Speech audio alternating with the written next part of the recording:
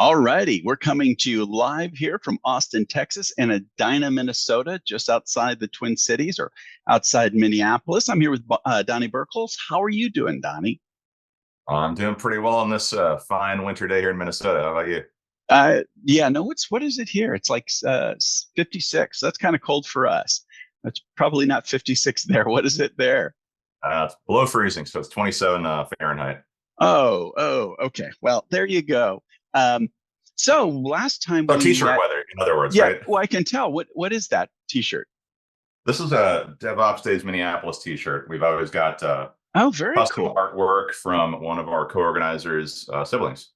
Okay. Yeah. Well, not as cool as the DevOps Days Austin t-shirts, but then I may be prejudiced there, a little bit Now, biased. there's a famous one I've got that's got it's got like the Day of the Dead skull on it. I love that shirt. It's the Well, best that's been one. the theme throughout it. So they go and they solicit art. I forget through what service, but you say, hey, to compete for it, say, hey, we want to have something with the Day of the Dead, and this other themes. Could you weave it in and see what people come up with? And I don't know if they now go back to the same artist, but those are, I'll have to say, the best Yeah. t-shirts consistently for conferences. So you don't have to wash your car with that one. You can actually wear it. Uh, so the other thing is Platify. When you and I met in Amsterdam, which was the KubeCon Amsterdam, I don't know how long ago it was, but you had just, maybe the week before, had just started Platify. How long? Yeah, How long ago exactly. was that? Is that That 6 was months? mid-April, maybe Oh late wow. April at that point. Okay.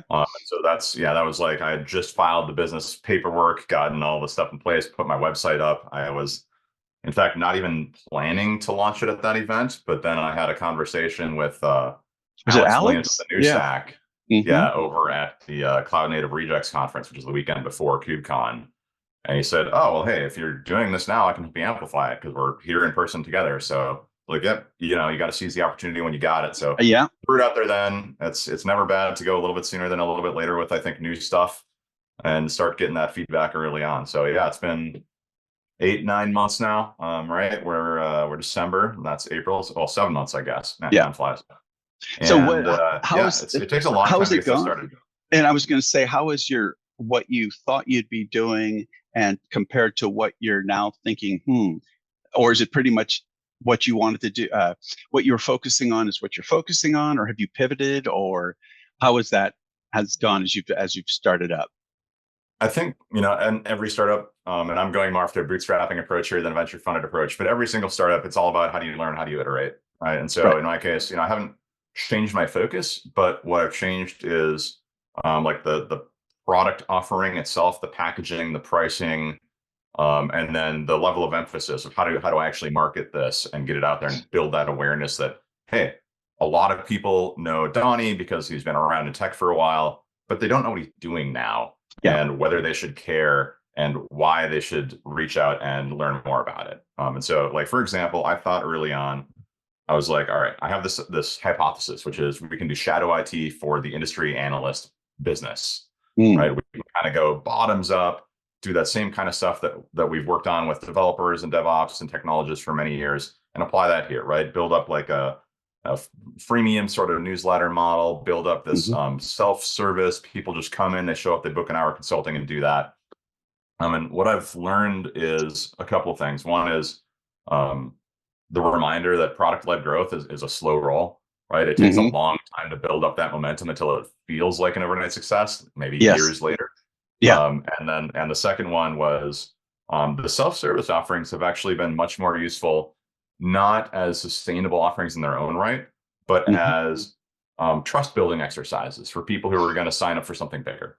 Right. And Yeah. so I've ended up pivoting a lot back toward haven't eliminated all of that, but use it more as that step up offering, that trial offering, paid trial in this case, kind of like people are starting to do paid proofs of concept now with enterprise software, and use that to help shift people into much more of a subscription program, which is where I figured out, oh, that's the right way to do it, just because it's still takes a long time because it's still enterprise sales, right?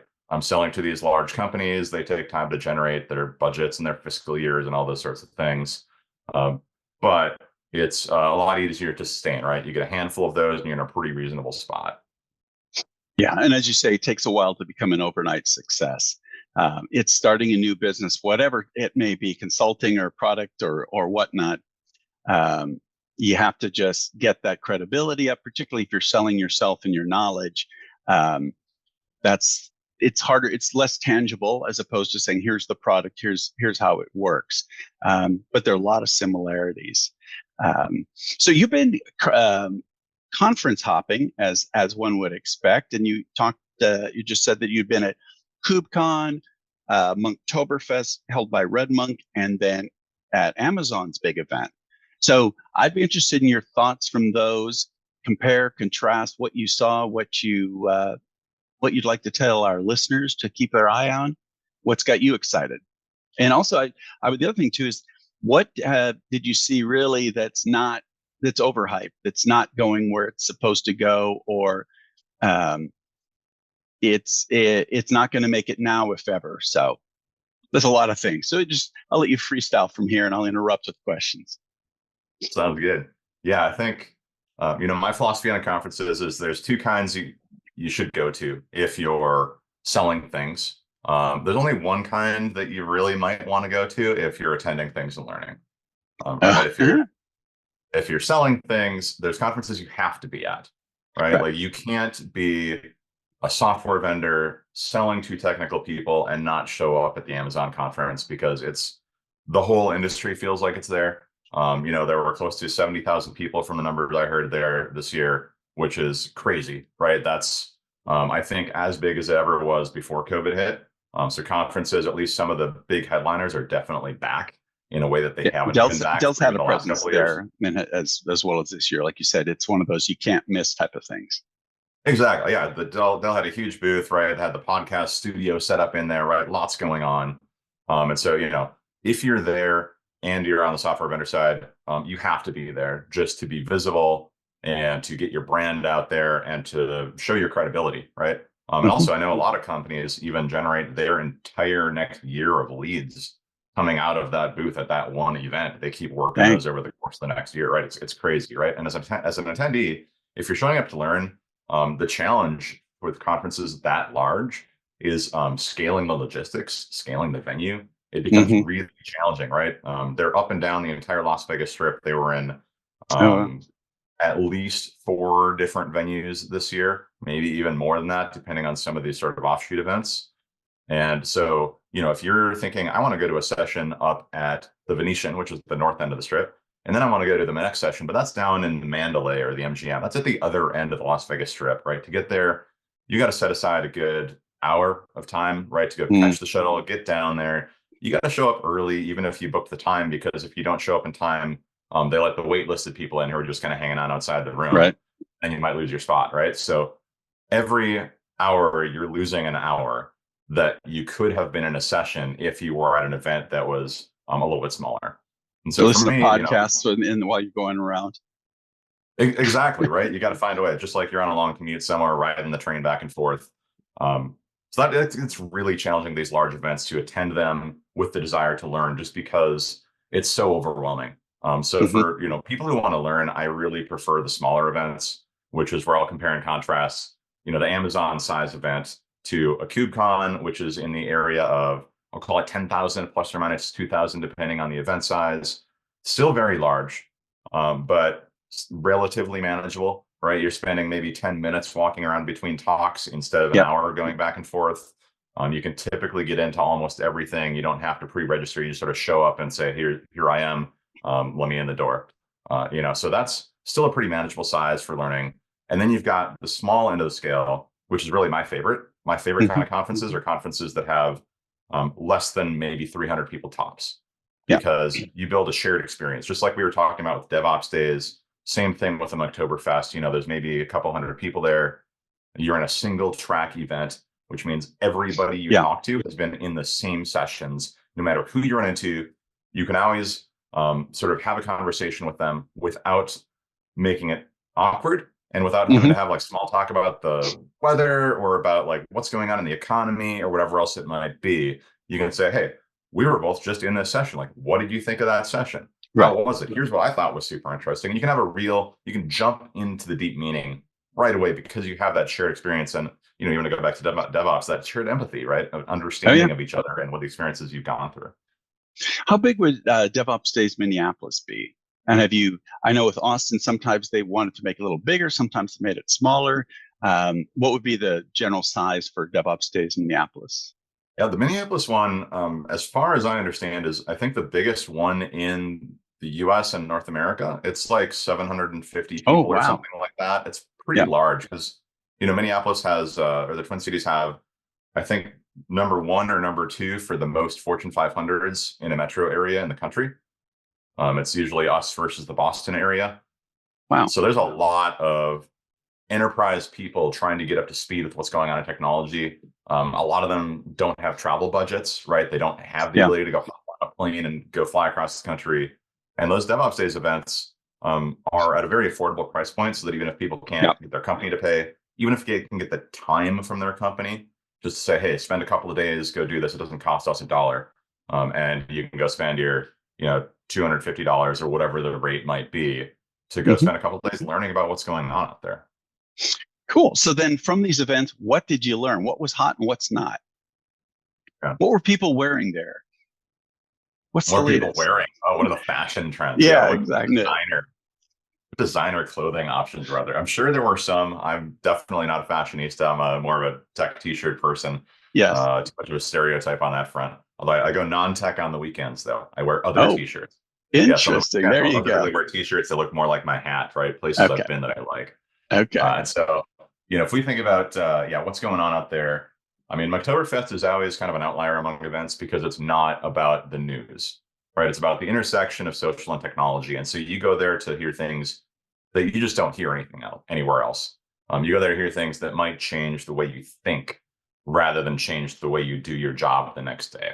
Right. And so it's super different. It's really hard to get into, but I would say all the videos for that just came out. So anybody who was curious, go check out all those videos on YouTube.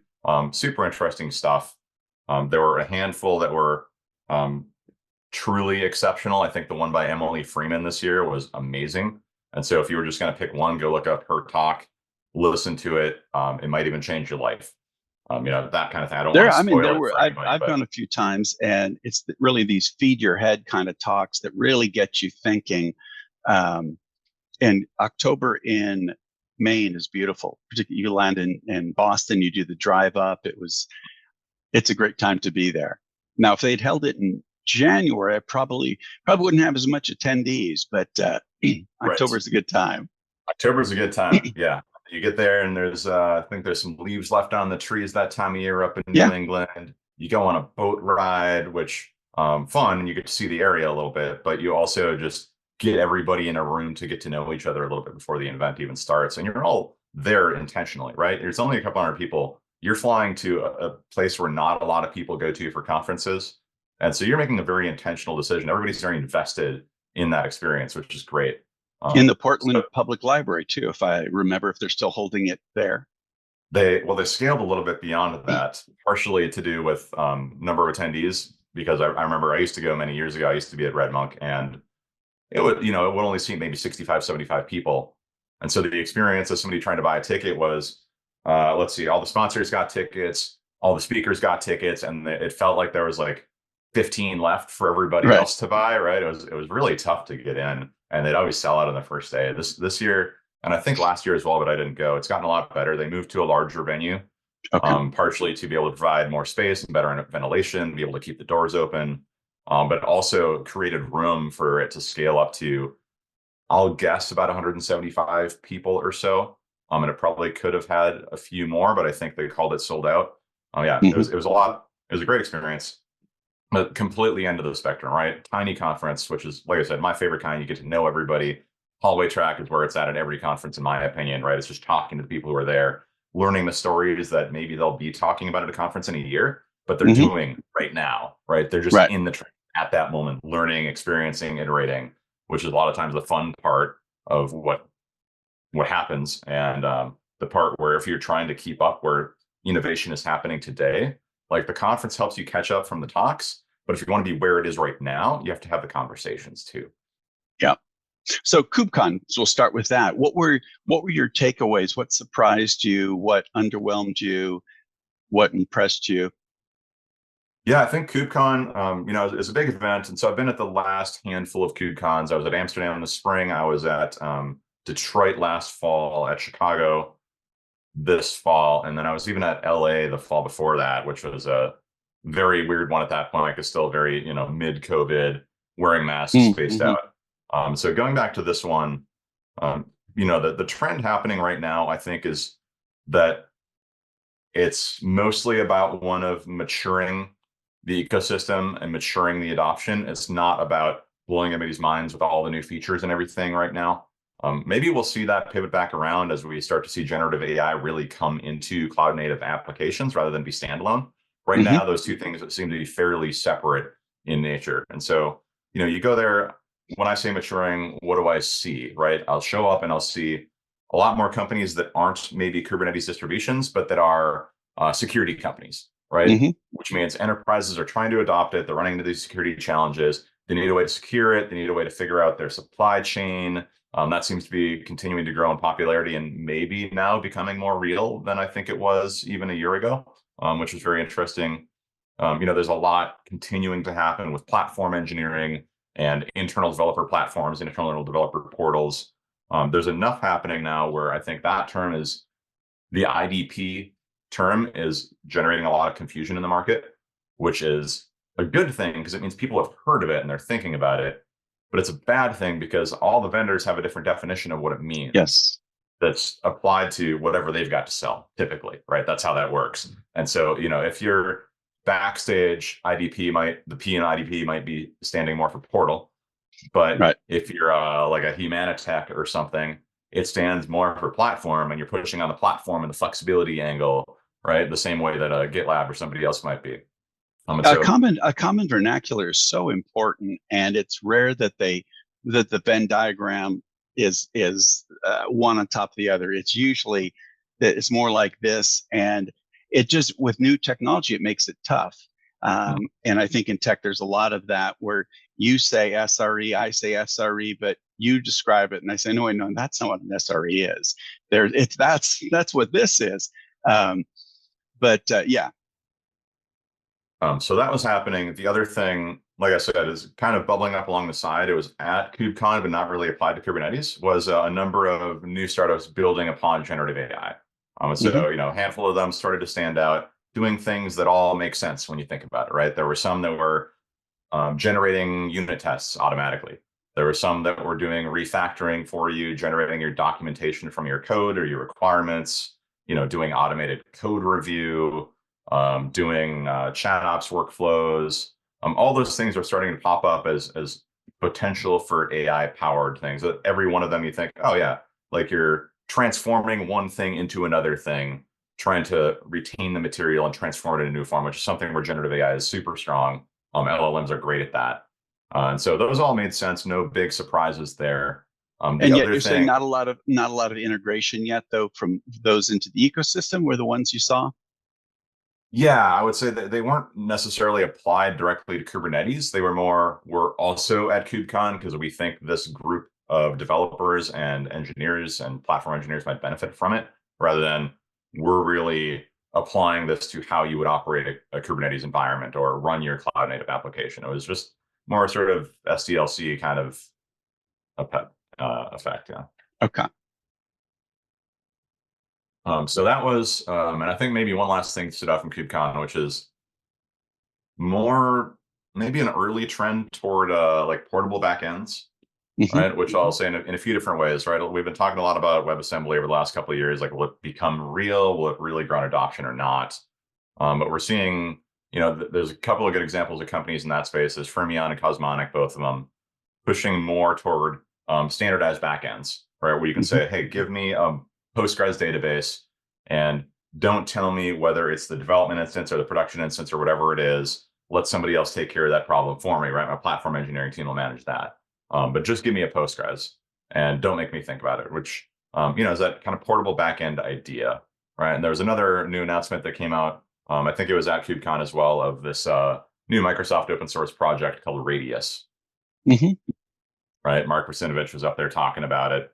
And it takes a bunch of concepts into play, but one of them that's most relevant here is, again, that concept of how do you help developers and platform engineers segregate what they need to care about and think about, minimize their cognitive load so that developers can focus on the application. Platform engineers can focus on what do those backends look like? How do I define those separately in a different place from where I'm defining what the application topology looks like?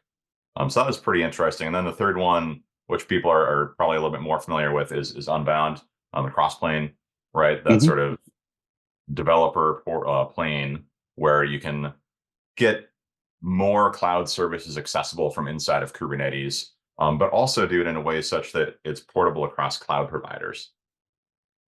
So, okay, we hit Red Monk, Monktoberfest, we hit KubeCon, and now last but not least, reInvent. So what, compare and contrast, what was the big thing? Wait, when was it? How long? Was that before KubeCon or after? It just happened. reInvent was the week after Thanksgiving. So right. Okay. Yeah. And it's typically the week after Thanksgiving, which is always, messing up probably the Amazon employees' holiday weekends because they got to get down there early and get ready for it, right? But that's the life of working at a company. So reInvent, the theme, much like the theme from the other major cloud providers this year, has been generative AI, right? Just over the top focus on generative AI, like all day, all the time. The keynotes were almost overwhelmingly focused on what Amazon was doing in that space, right? They've got a handful of offerings, so they've got this SageMaker one that's been model creation deployment for a while for lots of customization. They got one called Bedrock that's for foundation models, where they take a very different philosophy of trying to provide choice. Right? Other vendors, whether it's more of an OpenAI or Anthropic, or whether it's other cloud providers, they'll typically pick the favorite child, right? And Amazon says, well, all my children are great. I love all my children equally. I love them all in different ways. They're all great in different ways, and you're going to need each one of them sometimes, depending on what they're best at. And so they're taking that much more of that best of breed approach instead of this one will be great at everything sort of model that others are doing, which is a very distinct change. And I appreciated the philosophy on that, because what I can see in practice is how that might map back to something like a more economical deployment of tools building upon LLMs. Meaning, if you can pick a lightweight model for tasks that don't need the heavyweight one, it's going to be cheaper to run that, a lot cheaper to run that than it would be if you were running, your most advanced model all the time. So if you could pick a lightweight one for maybe summarization or some transforms, the heavyweight one for generating in-depth essays from scratch, right, and couple those all together into the right place. Some of them are going to be better at code generation. Some of them are going to be better at English language. It seems like a pretty interesting approach if you can figure out how to help your users and your customers do that the right way at the right time, which is going to be the hard part of it, is you're requiring more choice from your customers by putting more choice in their hands. You make them choose, right? It's like being at a supermarket and the paradox of choice. You try and figure out, you got 27 brands of chips. Like, what do? You just look for one that looks familiar and you grab it. Right. So you talked about how Dell had a big presence and how awesome we were. Who else stood out as being some of the people you thought had the most interesting things to say, or the biggest presence with the most substance? Yeah, and I think I'm not going to let you put words in my mouth with how awesome we were, but definitely a good yes, presence. that was my interpretation. I could tell, though, by the way your hat sat on your head, that was exactly what you meant. Very, very visible presence, though. A lot of the usual suspects were there. It was a lot of the, large software companies, large sort of appliance companies, the ones that have some kind of a partnership with Amazon, because that's something I'm not sure if everybody's aware of, is you can't sponsor there unless you're an Amazon partner. And so you can't just show up and say, oh, hey, I'm here too. I'd love to sell to your customers. You got to find a legitimate offering, and one that actually tells the story of how the two are better together. Right. You can't go to the Amazon conference and start pitching how great you work on Google Cloud, for example. That just doesn't work. You got to talk about that partnership story. But yeah, nothing there that really blew me away amongst all the large vendors. I usually spend most of my time walking the floor looking for the tiniest booths I can find, because that's where all the emerging companies are, right? The ones that can't afford anything better, or maybe they got sponsored by a bigger organization and just put in a little pavilion of these incubator booths or something. So I typically walk the tiniest booths, which are usually around the outside walls or in a back corner somewhere, or go Mhm. find like an open source project pavilion to just figure out, what's happening now, what companies have I never heard of that I should be aware of and start paying attention to. Cool. So, again, it's just like KubeCon, nothing super mind blowing. One that I found very interesting, I'll say, was NVIDIA sponsored a generative AI pavilion, right? So Mhm. instead of putting themselves at the forefront, they put all these generative AI startups at the forefront instead, and had probably 6 or 8 different booths of very new emerging startups. I talked to all of them, I think, and some of them said, and I can't attribute to which one, but they were like, "Yeah, we're too early to be here, but uh, We we got had a the free ticket, and so yeah, we had the opportunity, so we decided to seize it because what we're going to be able to do here is talk to our potential users and customers and learn something from them I was going to about say it's a great place to gather user information. exactly. So they're going to learn something, right? They're going to put something out there. It's going to be probably super high level because they don't want to turn off potential customers. And they're going to say, oh, we're like a generative AI platform, right? Come ask us about what that means. And then we'll start figuring out, does our story make sense? Does our product concept make sense, right? Are we solving a real problem? And are we talking about it in a way that is really going to resonate with people who want to use it? Yeah, I think as it, when you're there as a vendor, it's this bidirectional information flow that's so important. Is that, yeah, you tell them your spiel and why you're there, and hopefully they come away thinking differently. But you're also hearing from them. How is your message resonating? Do they understand what you're saying? Are the products what they're looking for? Is there something with the products that you're showing? They say, you know, what would be really great is if you had this, but it also did this. So, I mean, I think that's one of the things I enjoy is listening to the customers and hearing what resonates and then what they'd like to see. So if you take the three just to end with and summarize and synthesize, um, what do you see as big trends to watch, and where do you see generative AI and AI going? That's obviously a small part of it. No, that's a big question. Okay. Yeah.